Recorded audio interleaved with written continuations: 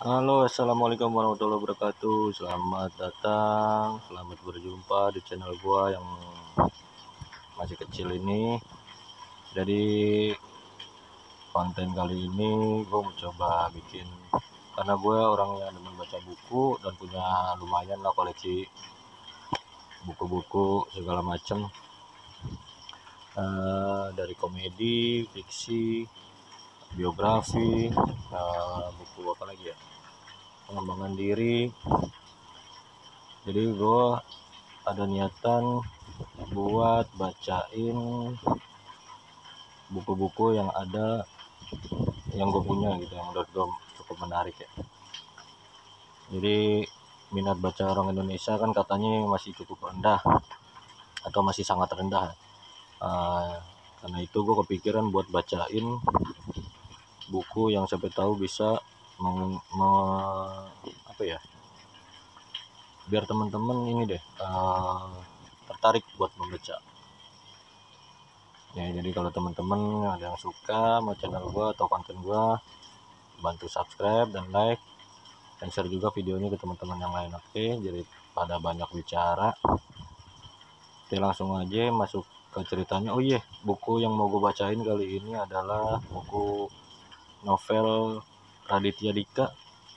Kalau nggak salah nih buku ketiganya Bang Radit, yang judulnya Radikus Makan Kakus, bukan binatang biasa. Oke, kita langsung aja masuk ke dalam bukunya. Enjoy.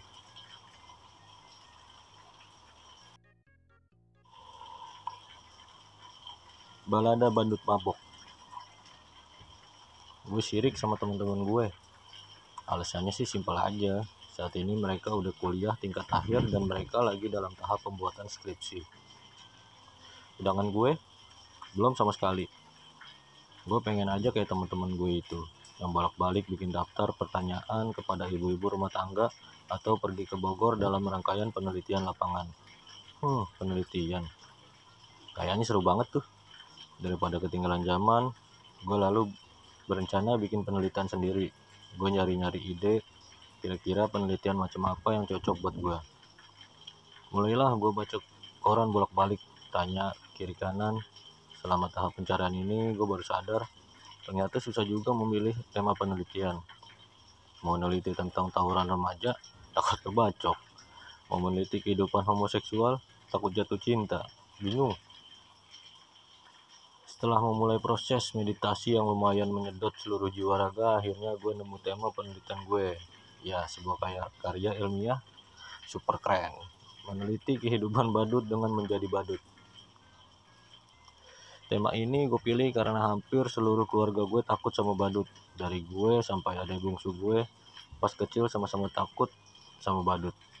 Nah, berhubung kata temen gue, bikin karya ilmiah itu judulnya harus panjang, ribet, dan kalau bisa pakai bahasa Inggris. Jadilah karya ilmiah pertama gue berjudul Monitoring Altruism Banality on Clowns Doing Unpredicted Responsive Environment Nuisance, atau disingkat mabuk duren. Untuk penelitian menjadi badut ini, pertama-tama gue harus punya kostum yang sesuai dong. Gue langsung nyari tahu siapa saja yang bisa gue pinjemin kostum badut. Setelah nanya ke Rofik, asisten nyokap gue, akhirnya gue dapet juga nomor kontak seorang supplier badut pesta, namanya Nanang. Halo, bisa bicara dengan Mas Nanang? Sapa gue di telepon. Iya, ini bapaknya Dika ya? Tadi Rafik nelpon duluan, katanya nanti ada bapaknya Dika yang akan menghubungi saya, kata Nanang. Bukan bapaknya, kata gue. Oh, jadi ini omnya? Bukan, maksud saya ini bukan bapaknya Dika yang nelpon, tapi ini Dikanya sendiri. Saya bukan anak kecil atau om-om, saya yang mau pesan badut. Oh iya, eventnya di mana? Outdoor, indoor? Saya bisa macam-macam, saya bisa tebak-tebakan, ngejok. Bentar mas, gua mau motong. Saya sebenarnya bukan mau nyawa badutnya, permintaan saya agak beda. Beda? Nggak apa-apa juga, kami terima saja kok yang beda, kata Nanang. Dalam hati gue, jangan-jangan si Nanang udah terbiasa dapat orderan beda. Jangan-jangan kemarin dia baru ngurusin pesta sek badut di mana Winnie the Pooh kawin sama Dora the Explorer. Terus diliatin SpongeBob yang lagi sibuk nonton Donald Bebek striptease. Bedanya begini, gue berkata. Saya mau nyewa kostum badutnya untuk keliling kota Jakarta. Apa? Nanang sepertinya tidak percaya dengan apa yang baru saja dia dengar. Iya, saya mau merasakan sehari jadi badut. Apa? Jadi gini mas, saya penasaran bagaimana orang memandang dan memperlakukan badut di kehidupan sehari-hari. Jadi saya ingin pergi ke keramaian dan memakai kostum badut ini, jelas gue. Seketika hening, tut tut tut, anjrit ditutup. Jangan-jangan si Nanang udah takut duluan, nyangkain lagi ditelepon orang gila. Gue nelpon dia lagi sebelum dia lapor ke polisi. Halo mas, kok ditutup sih? Gue sewot. Oh, yang tadi beneran? Nanang bertanya polos. Ya iyalah, hening lagi. Mas Dika, lanjut Nanang kalem. Kalau gitu saya ikutan aja biar seru. Nanti kita dorong mobil berdua di pinggir jalan pakai kostum badut, kan keren banget. Terus ya, gubrak. Ternyata si Nanang ini emang beneran badut kali ya. Sempat-sempatnya dia nawarin berkelana berdua dalam kostum badut gini. Tapi gue akhirnya menolak tawaran dia. Jadi badut seharian kayaknya lebih seru. Pembicaraan berlanjut ke masalah kostum apa yang mau dipakai. Biar freak, gue pengen kepala harimau dengan baju kesatria. Nanang pun dengan semangat berapi-api janji bakal nyiapin semuanya. Lusanya Nanang sampai di rumah gue. Orangnya ternyata lebih kecil dari gue. Botak dan berkacamata bingkai hitam. Bajunya warna oranye dan bercelana panjang hitam yang dilipat bagian bawahnya. Sebenarnya saya pengen sekali ikutan dengan Mas Dika, kata Nanang. Tapi saya ada urusan nanti sore. Oh, gak apa-apa Mas Nanang. Oh iya, nama saya sebenarnya itu Pongki loh, kata Nanang. Pongki? Kok jauh banget Mas sama Nanang? Iya Pongki, ompong sebelah kiri. Hahaha. Ketawanya sambil menuju ke arah giginya yang emang beneran ompong sebelah kiri. Pas dia lagi ketawa lebar, gue merhatiin, buset, beneran ompong. Ada 3-4 gigi yang ompong di bagian itu. Gue berpikir dalam hati, gede juga ompongnya. Saking gedenya seolah-olah gue bisa masukin bambu runcing ke sela-sela giginya. Seru juga kalau Nanang hidup di zaman kemerdekaan dulu. Dia nggak usah repot-repot ngangkat bambu runcing, tinggal diselipin bambu runcing aja di sela giginya, terus lari membawa babi buta menyerang orang-orang Belanda. Namanya bakal jadi saingan si Pitung jagoan Betawi, dijuluki si Nanang jago patok. Mas Dika, kata Nanang membuyarkan lamunan gue, semoga sukses dengan penelitiannya ya. Begini loh, saya juga pernah mengalami banyak suka duka jadi badut. Saya mau mewanti-wanti saja, nanti mas mungkin pas jadi badut ngerasain juga. Oh iya, kayak gimana ya? Kayak gimana aja? Kayak waktu itu saya pernah jadi badut pakai kostum Donald Bebek. Ada anak kecil yang ngira saya kayak bebek beneran bisa berenang. Terus anak-anak itu ngejorokin saya ke kolam renang. Pure. Untung aja nggak tenggelam. Saya langsung diselamatin orang-orang begitu di tepi kolam. Saya langsung pulang dan nyari bajai dengan celana lepek. Gue ketawa garing. Setelah puas curhat soal hidupnya sebagai badut, Nanang mengajari gue cara memakai bajunya, kepalanya, kos tangan, dan sepatunya.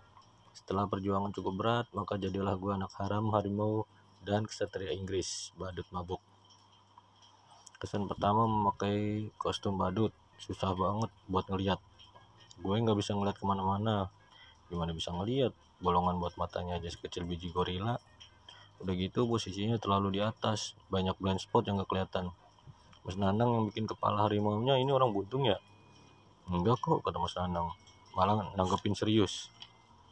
Karena bolongan mata yang gak proporsional itu, gue terpaksa turun tangga dengan susah payah, ngeraba-raba tembok biar bisa keluar dari kamar.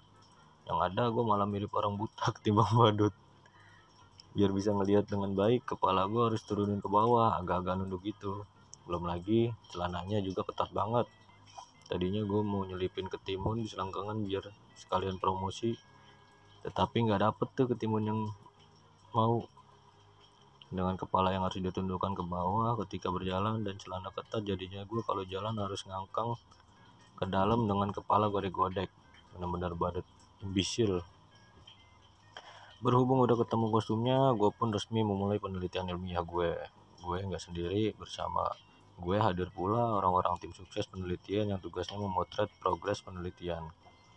Mister, Andini, dan teman-teman lain.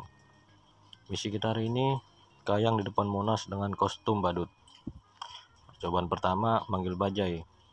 Sebelumnya Nanang pernah cerita ketika dia jadi badut dulu, setiap kali mau cegat bajai pakai kostum badut, tukang bajainya malah kabur semua. Gue membuktiin pernyataan itu. Gue bergegas keluar rumah dan menunggu bajai lewat. Untungnya nggak berapa lama kemudian ada satu bajai lewat. Begitu lihat bajai, gue lari-lari sambil ngelambain tangan. Bajai, bajai. Tapi perlu diingat, dengan kostum gue yang ketat itu, gaya lambain tangan gue malah kayak robot, bener-bener kaku. Sialnya, meskipun beberapa kali ngelambain tangan, bajainya nggak juga berhenti. Itu bajai malah ngelewatin gue gitu aja. Dan muka si abang bajai ngeliatin gue sambil mangap. Monyet lu, gue doain gak ada badut lain yang naik. Gue teriak penuh amarah. Gue coba lagi nyetok bajai lain yang terlihat di kejauhan. Masih di ujung jalan, gue udah ngasih tanda mau numpang ke bajai itu. Yang ada malah pas tuh bajai nyadar lagi dipanggil, dia berhenti lalu muter balik. Frustasi gue, lalu nyari trik lain. Gue suruh teman gue yang berhentiin bajainya, baru setelah dapat bajai gue yang naik. Rencana ini ternyata berhasil. Begitu teman gue melambaikan tangan, bajai yang lagi lewat langsung berhenti. Gue langsung keluar dari persembunyian. Bang, ayo jalan-jalan, jerit gue sambil jalan ngangkang. Supir bajai tampak shock, mukanya ngelirik-ngelirik gue sedikit, menunjukkan raut khawatir. Mimpi apa dia tiba-tiba pas lagi narik ada harimau mabuk minta naik bajai. Tapi gue cuek aja. Dengan kepedean tingkat tinggi langsung masuk bajai sambil bilang, bang, kita keliling komplek. Karena kepala gue terlalu gede, gue gak bisa duduk lurus. Kepala gue jadi nongol keluar. Hidung dan moncong kepala menjulur dari badan bajai. Begitulah kira-kira penampakan anehnya saat gue dan tukang bajai yang dalam tanda kurung kurang beruntung itu muter-muterin komplek rumah. Di jalan sempat ada beberapa orang yang nunjuk-nunjuk bajai dengan raut muka heran. Di tengah perjalanan gue berpikir untuk ngajak ngobrol si tukang bajai. Maklum, gue anaknya baik hati. Gue berusaha masukin kepala gue, tapi yang ada kepala si tukang bajai yang jadi kesodok ke depan. Si abang bajai kaget karena tiba-tiba kepalanya disodok. Mungkin dia mengira gue bakalan nodong dia kali ya. Gawatnya lagi kalau sampai teriak, jangan bajak bajai saya.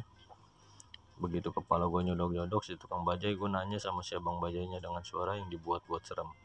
Pertanyaannya juga gak penting. Bang, abang suka harimau gak? Si abang-abang dengan kepala kesodok berbicara dengan luar biasa kalem.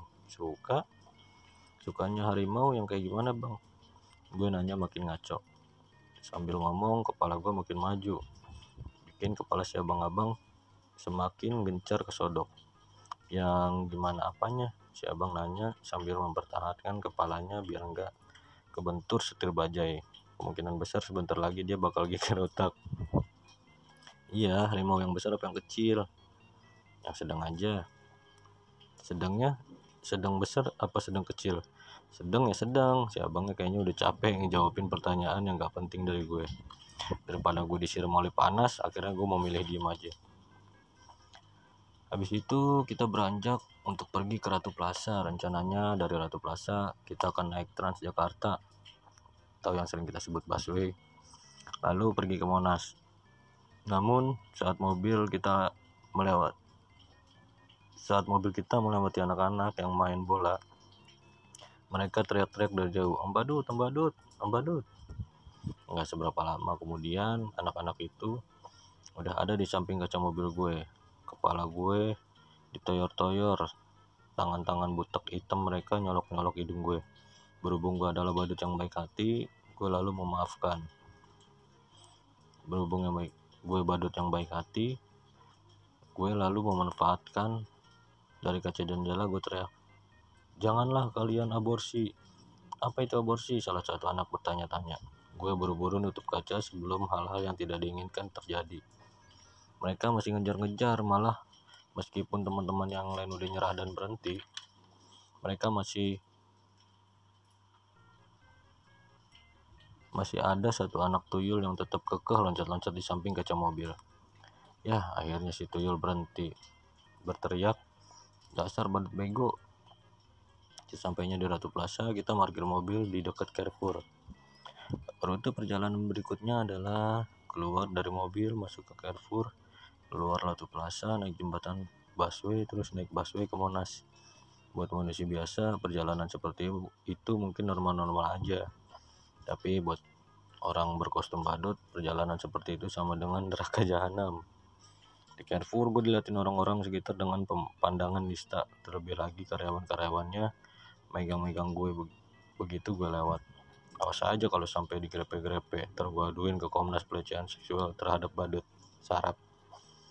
Habis keluar dari Carrefour, gue harus naik eskalator yang notabene sangat susah diinjek karena kaki gue gede banget. Tapi itu belum seberapa, masalah paling besar timbul pas gue ketemu anak-anak kecil.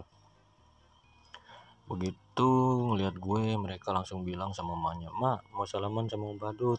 Ya, mau nggak mau gue tanggepin lah, kampret. Malah ada beberapa ibu yang maksain anak-anaknya yang masih balita untuk salaman sama gue. "Ayo salaman sama Om Badut, salaman sana sama Om Badut," kata mereka. Si anak yang baru belajar ngomong cuma ngerespon, "Mbak, but, sama lam babut." "Iya, sama Om Badut sana," kata ibunya lagi. Babut, lambut, si anak celingukan menghampiri gue. Karena bolongan mata yang kecil dan terlalu ke atas itu, gue nggak nemuin di mana si anak berada. Gue berusaha nyari-nyari tetapi nggak dapet. Gue celingukan ke bawah, ke kiri dan kanan, ibunya udah sewot. "Om Badut, anak saya ngajak salaman, salamin dong." "Babut," si anak manggil terus. Stres gue jadi pengen teriak, "Badut, bukannya badut."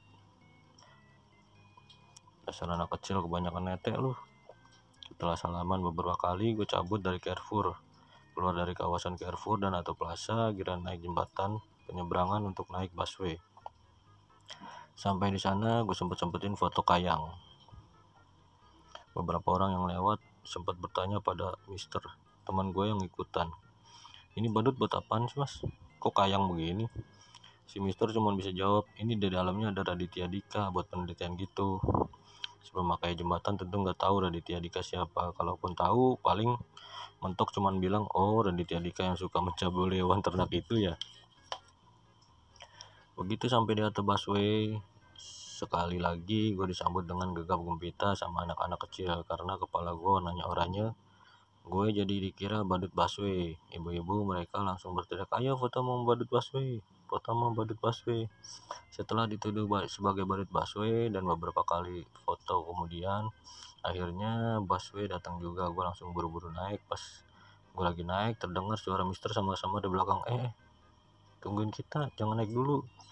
Gue nengok ke belakang, saat itu gue menyadari Mister dan teman-teman yang lain gak ikutan naik. Mampus.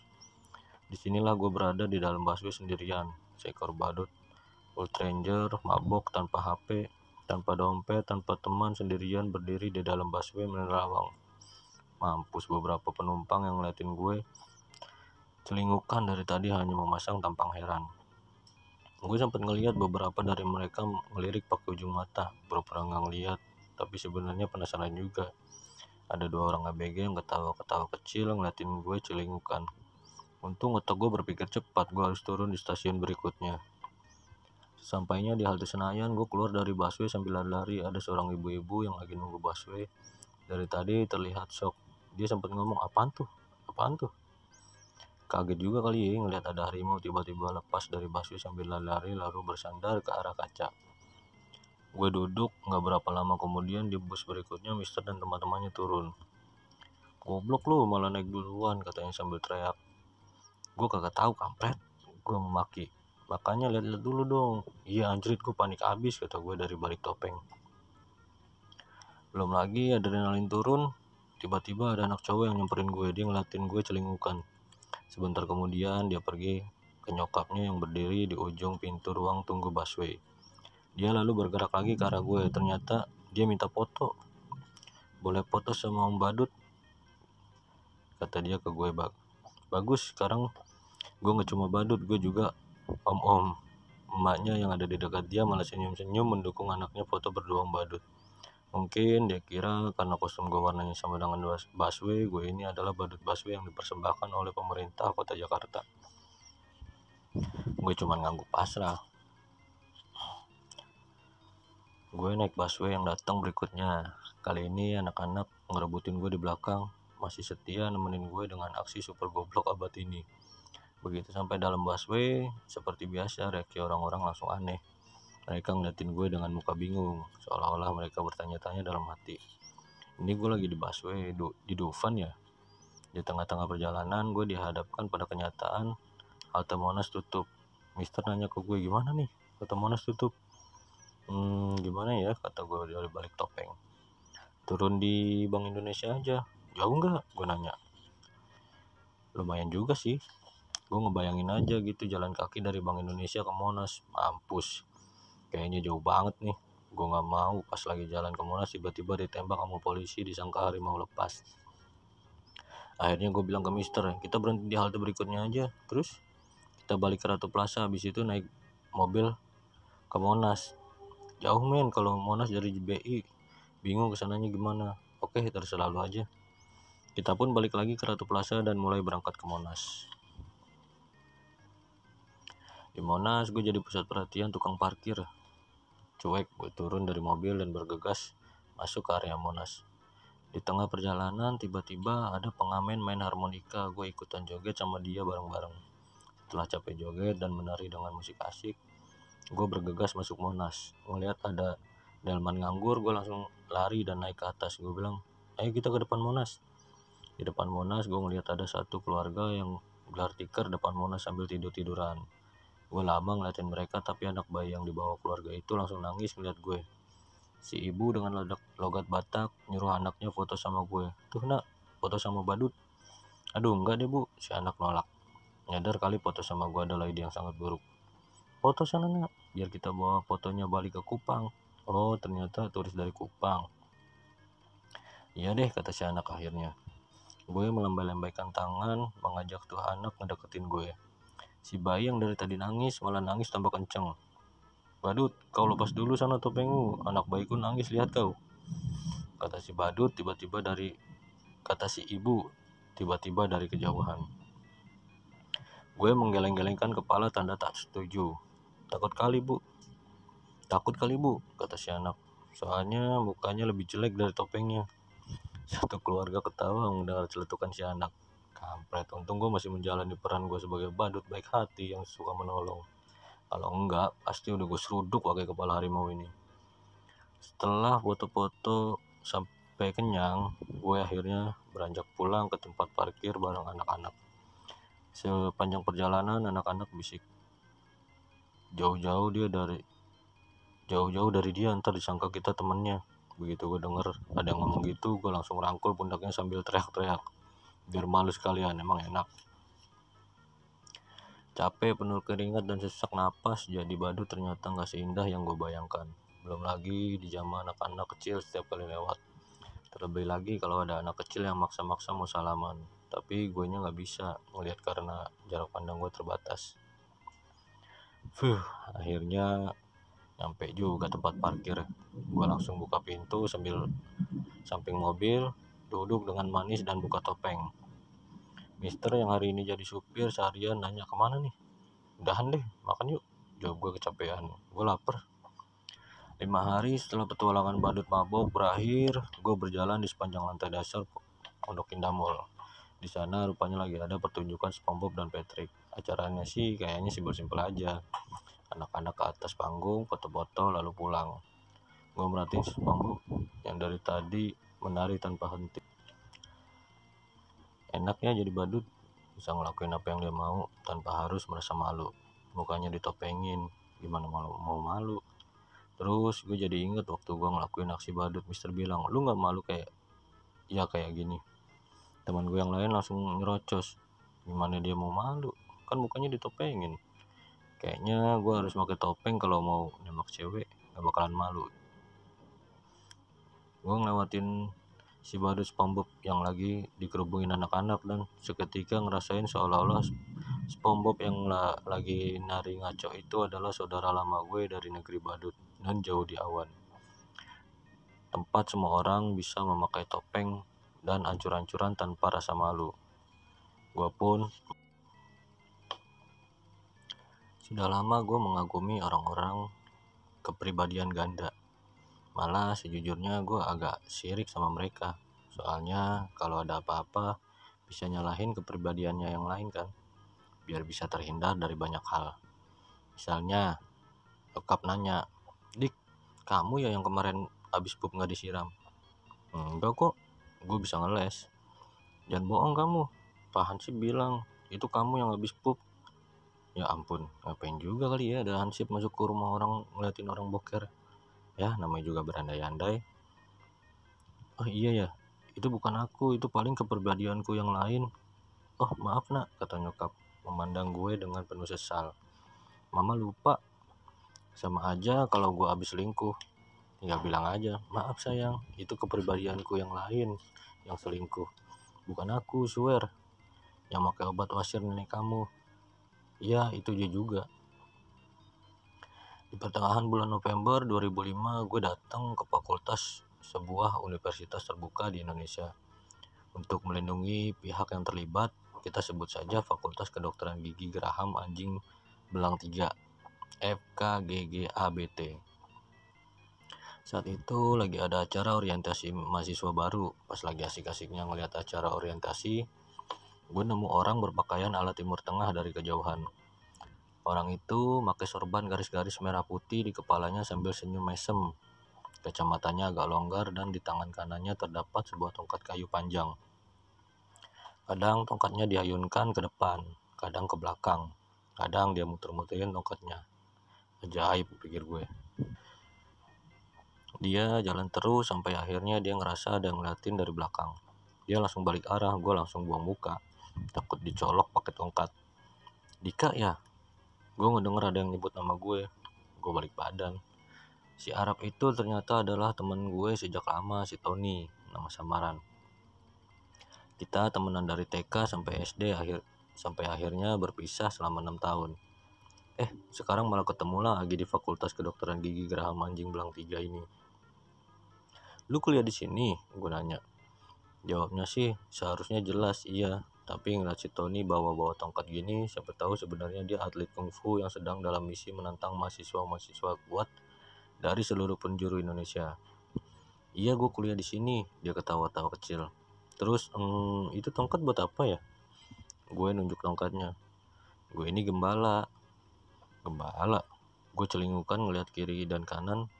Nggak ada domba, nggak ada onta, yang ada burung merpati yang terbang dari tadi.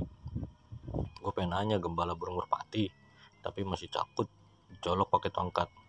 Ini saat-saat gue harus merespon dengan cepat, atau takutnya si Tony nanti ngerasa dianggap kayak orang gila.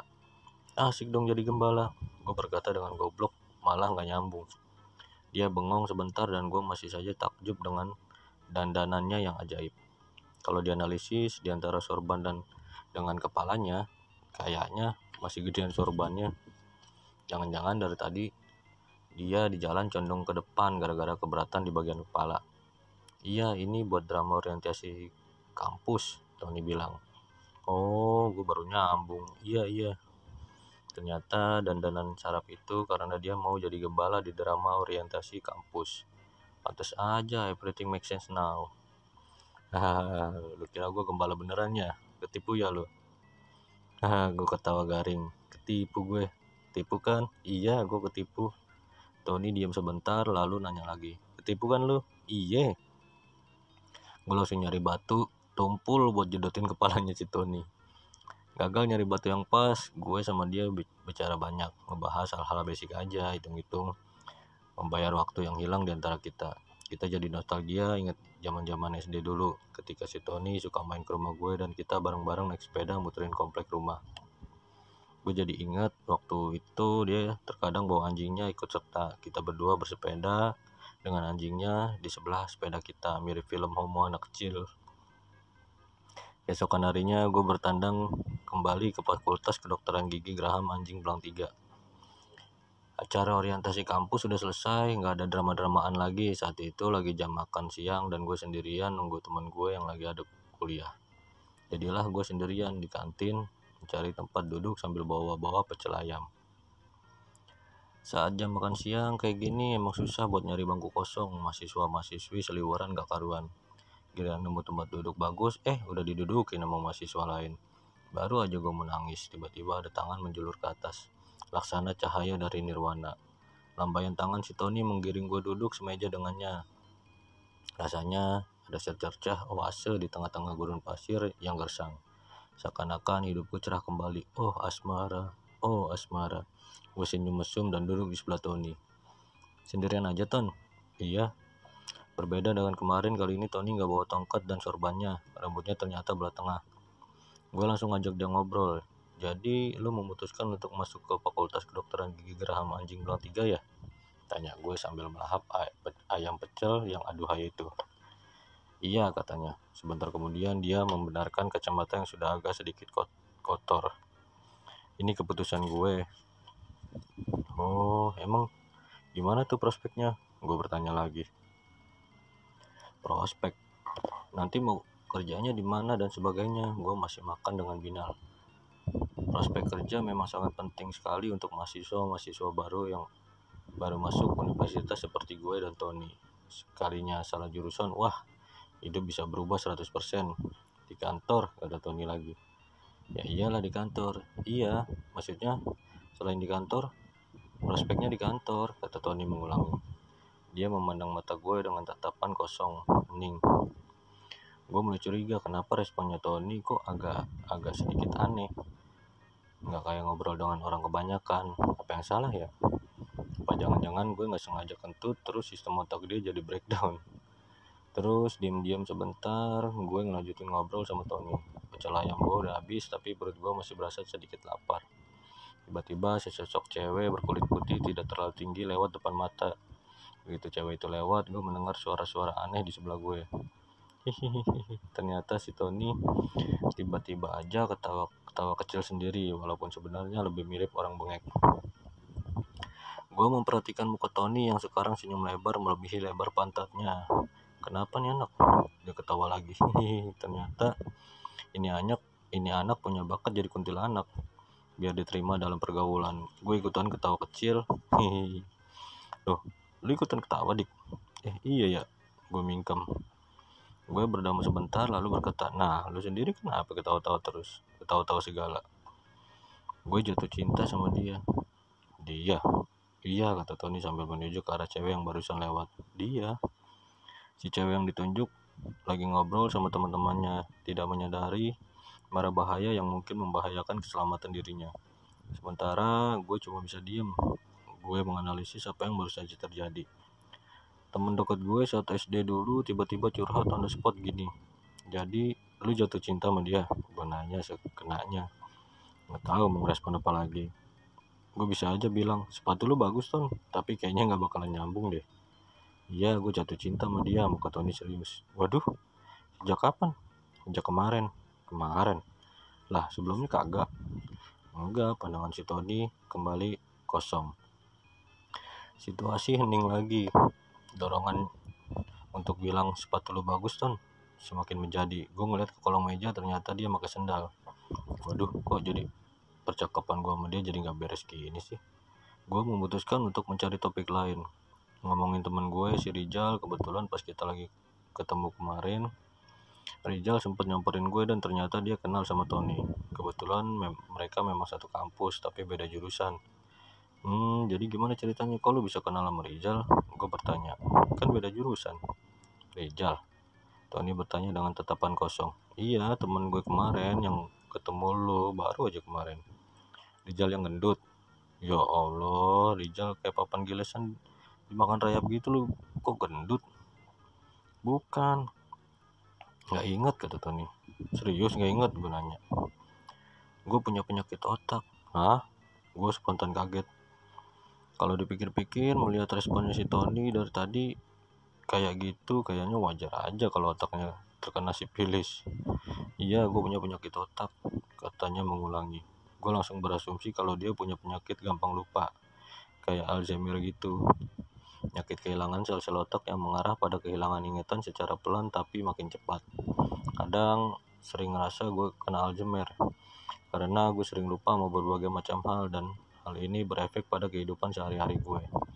Misalnya waktu SMA dulu gue sempat masuk kamar mandi sabunan lalu jerit kaget gara-gara ternyata gue sabunan pakai odol Pepsodent. Waktu gue bilang sama nyokap, dia bilang itu mah bukan Alzheimer dik, itu namanya bego. Gue ngeliatin muka Tony dan berkata sotoy, nyakit otak, kehilangan ingatan gitu ya, kayak Alzheimer gitu. Bukan, kata Tony dengan pandangan kosong. Mukanya serem. Gue bukan Alzheimer. Terus gue skizofrenia. Mampus gue. Penderita skizofrenia sering mengalami delusi tentang identitas personal, keadaan sekitar atau masyarakat dan punya penyakit mental. Kalau di masyarakat awam, secara salah kaprah, penderita skizofrenia dikatakan sebagai orang yang punya lebih dari satu kepribadian dalam dirinya. Gitu deh dik, Tony berkata lagi. Tatapannya masih kosong. Jadi ini sekarang siapa? Gue ngomong sok cool, padahal di celana udah boker 2 kilo.